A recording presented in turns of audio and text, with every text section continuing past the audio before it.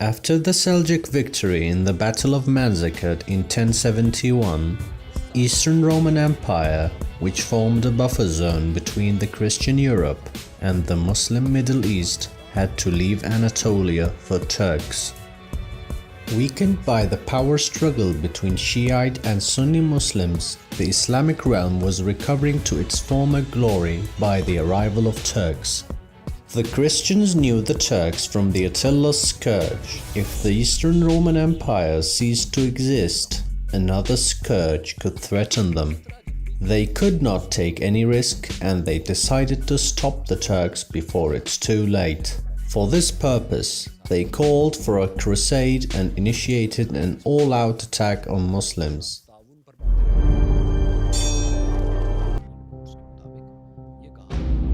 On 1096, by the call of the Pope, an army of 100,000 volunteers, civilians and convicts rallied and began its march to Constantinople.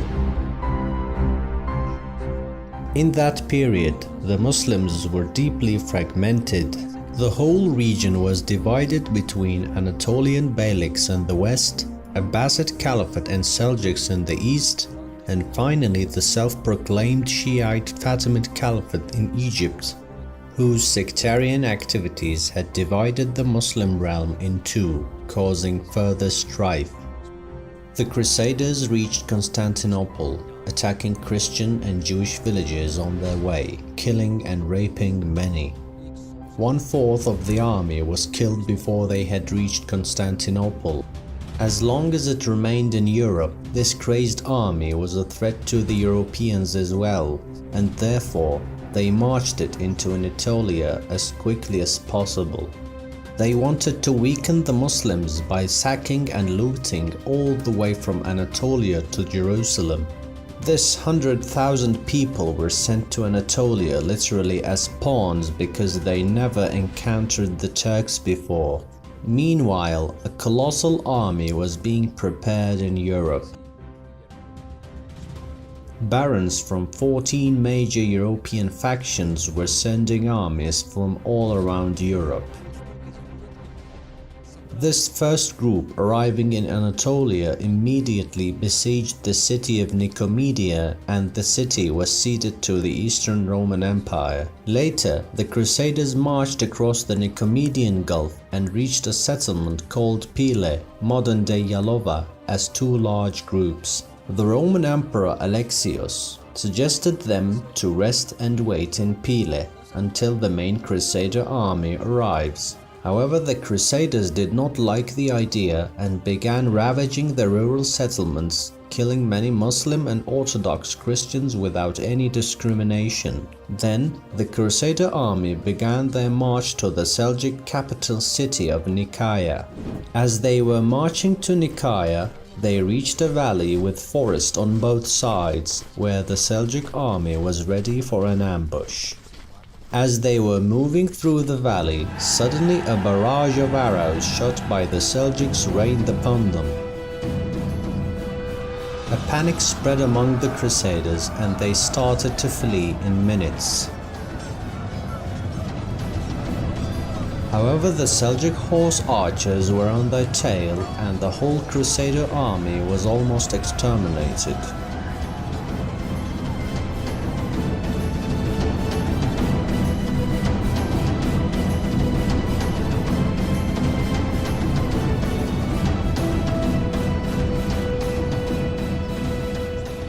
Only a handful of survivors managed to board the Roman ships and escaped.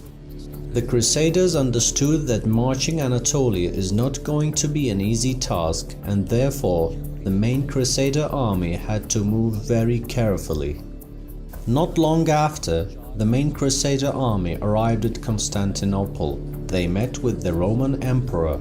The Roman Emperor Alexios desired to exploit the Crusaders in order to cleanse Anatolia from Turkmens, who migrated from Central Asia, and to annihilate the Anatolian Seljuks.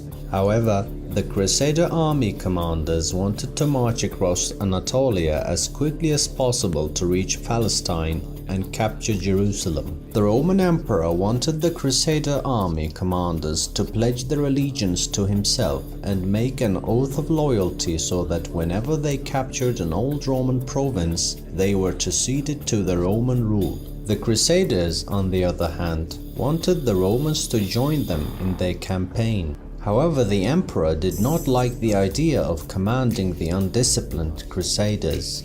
Before providing the Crusaders a passage across the Bosphorus, the emperor informed them as to how to deal with Seljuk tactics and strategies. Meanwhile, the Anatolian Seljuk Sultan Kılıç Arslan I underestimated the Crusaders after defeating them and thought that they no longer posed a threat to his domain. He decided to march his army to the Roman city of Melitene, modern-day Malatya in the eastern Anatolia. The city of Malatya had strong walls and the siege was unsuccessful. At the same time, the huge Crusader army entered Anatolia and they were besieging the Seljuk capital city. Informed of the grim news, Sultan Kılıç Arslan I force-marched his army to catch the Crusaders. However, the Crusaders were huge in numbers and their heavily armed knights inflicted a serious casualty to the Seljuk army, forcing them to retreat. Eventually, the Crusaders captured the Seljuk capital city of Nicaea and, as promised, the city was abandoned for the Romans. By the end of June, the Crusaders began their march across Anatolia to Jerusalem.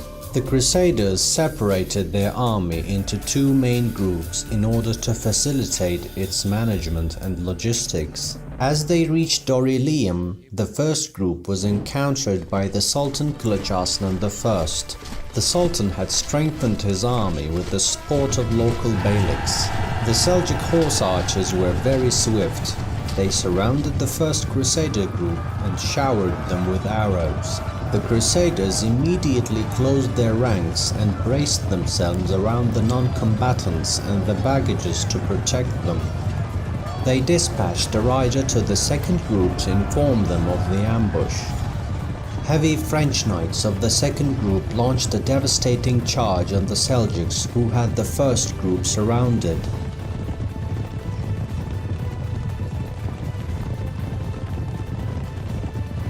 The Seljuk arrows could not penetrate the Crusader heavy armor, and therefore the cavalry charge was able to break the Seljuk line. The two Crusader groups were now united, and another unit from the second group flanked the Seljuks and attacked from the rear. Surprised by the second group's quick arrival and their ferocious attack, the Sultan understood that he will not be able to fight against the Crusaders anymore and decided to retreat with heavy casualties.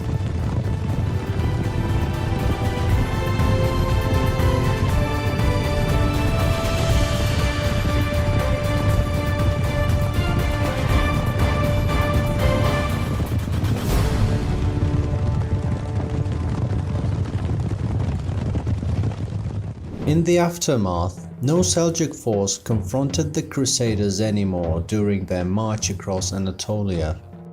The Crusaders did not move deeper into the Seljuk territories and they preferred to go south to reach Antioch through the Roman province. The Crusaders were very crowded and supply problems began to arise as they marched further. They sacked and massacred many villages on their way in an attempt to solve the supply problem. Although the Crusaders besieging Antioch were attacked by the local Muslims and the Seljuks to save the city, the Crusaders were too many for them to achieve a breakthrough. After months of siege, the city eventually fell. As an old Roman city, Antioch had to be ceded to the Romans according to the agreement. However, the Crusaders did not abandon the city for the Romans. The Crusader barons had established three city-states: County of Edessa, County of Antioch, and the County of Tripoli. Some Arabian historians claim that the main factor for the success of the Crusaders and the eventual loss of the Eastern Mediterranean control was the disunity among the Muslims during the First Crusade. Although the Sunni Muslims struggled to stop the Crusaders, it was not enough. Since the Sunni Muslims had their hands full fighting against the Crusaders, the Shiite Fatimids thought it was the best opportunity for them to backstab the Seljuks to capture Jerusalem from the Sunni Muslims. The Sunni Muslims now had a gigantic Crusader army on one side and the Shiite Fatimids on the other side. The ultimate goal of the Crusaders was Jerusalem. Indeed, after a long and arduous march, leaving a trail of blood and fire behind them, they reached Jerusalem on the 7th of July, 1099. The Fatimid commander, Badrul Jamal, defended the city for 8 days. The Crusaders offered him and his army a safe passage back to Egypt on the condition of surrender. Considering that it is impossible to defend the city against such an enormous army, he accepted the offer and abandoned the city with his army after exchanging a handshake with the Crusaders. The city was mainly Muslim with a small population of Jews. On the morning of July the 15th, the Crusaders attacked the holy site, the Dome of the Rock, and a terrible massacre ensued. The Crusaders brutally murdered thousands of civilians who sought refuge in the Holy Dome of the Rock. In his historical letter to the Pope in Rome, the Crusader leader Raymond wrote, "And if you desire to know what was done with the enemy who were found there, know that in Solomon's porch and in his temple our men rode in the blood of the Saracens up to the knees of their horses." The author Will Durant writes in his book The Story of Civilization, the Muslim women were murdered with spear and sword thrusts, and the babies, plucked away from their mothers, either thrown down from the walls of the city or their heads were smashed into rocks. The Palestinian historian Araf el-Araf says, "The Crusaders converted the Dome of the Rock into a church and placed a cross on top of the building." All the atrocity committed by the Crusaders ignited a desire of reconquest and retribution in the hearts of the Muslims.